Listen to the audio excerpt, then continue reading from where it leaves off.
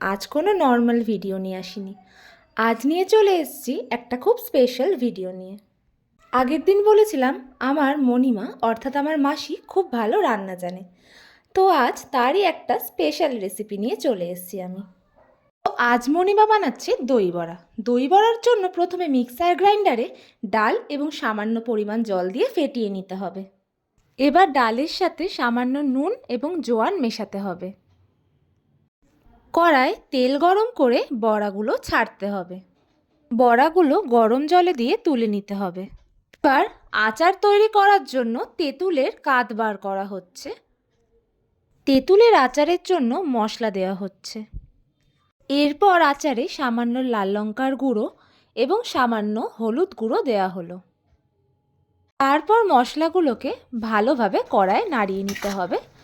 এরপর আচারটাকে ফোটানো হলেই তেঁতুলের আচার তৈরি। এবার একটি পাত্রে বড়াটি রেখে তার ওপর দই দিয়ে দিতে হবে। তার ওপর সামান্য পরিমাণে তেঁতুলের আচারটি দিয়ে দিতে হবে। এবার ওপরে সামান্য ঝুড়ি ভাজা দিয়ে তার ওপর মশলা দিলেই আমাদের দই বড়া একদম রেডি।